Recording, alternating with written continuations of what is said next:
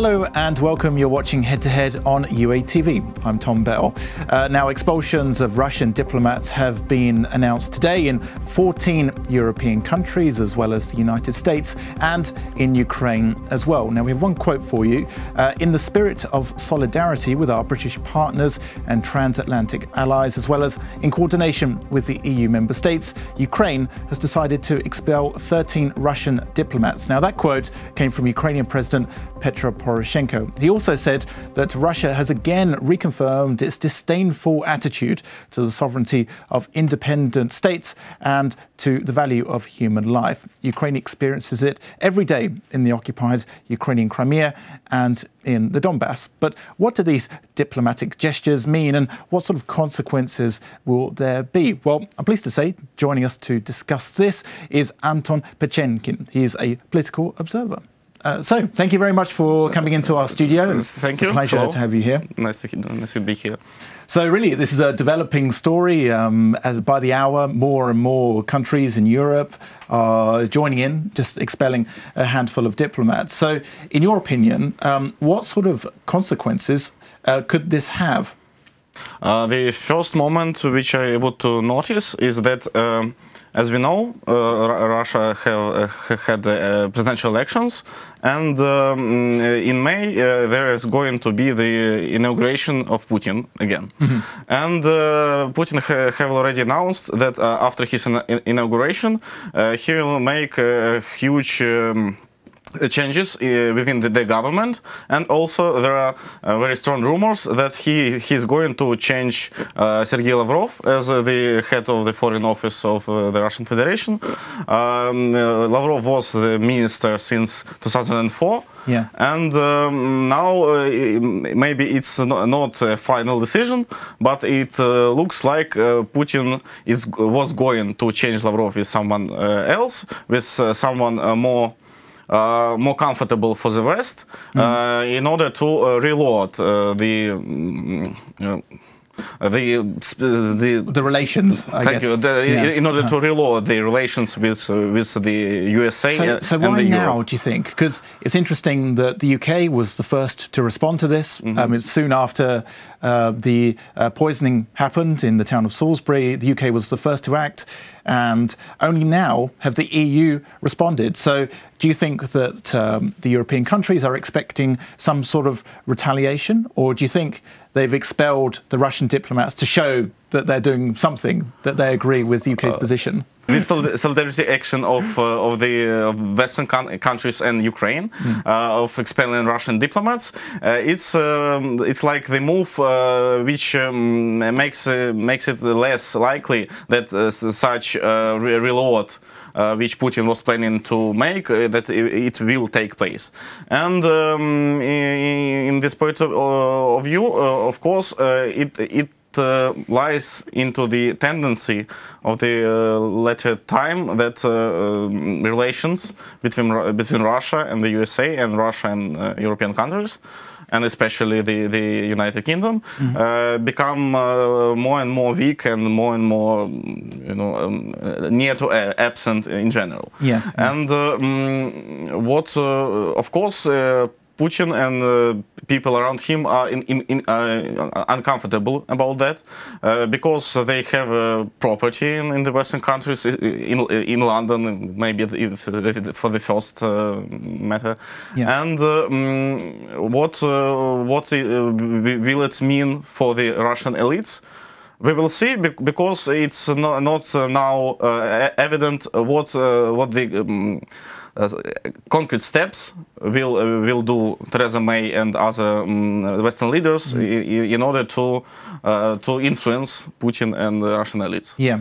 Well, that's interesting. I tell you what we've done is we've actually made a graphic, which I think we'll be able to show on the screen in a second, with all the countries that have expelled Russian diplomats. So you can see it on the screen there. The USA tops with 60, Canada 4, Ukraine 13, and then the other European countries, we have 4 or 3.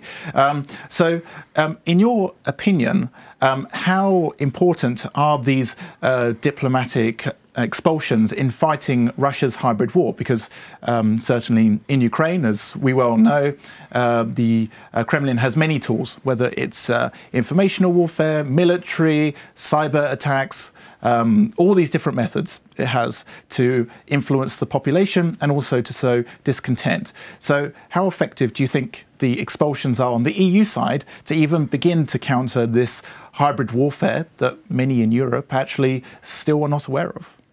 One of the biggest arguments why the diplomats must be expelled is that Russian consulates and the different jobs within these diplomatic bodies are just the cover for Russian spies and different agents who are making some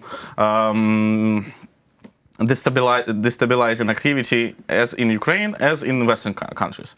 But, for example, speaking about the USA, we remember that the previous year there was a very huge expelling of diplomats up to, I don't remember the figures, but it was quite several hundreds. Yeah, I remember. Yeah. Yes, and this time we have only 60 Russian diplomats to be expelled, but it seems that it's a rather serious step. And the consulate in Seattle will be closed, and it means that, for example, for Russian citizens who live in the USA, it will be harder to access some Russian authorities living while they are living in the USA, and it will make it harder, for example, for Russian citizens, and who of Russian citizens can go to the USA, of course.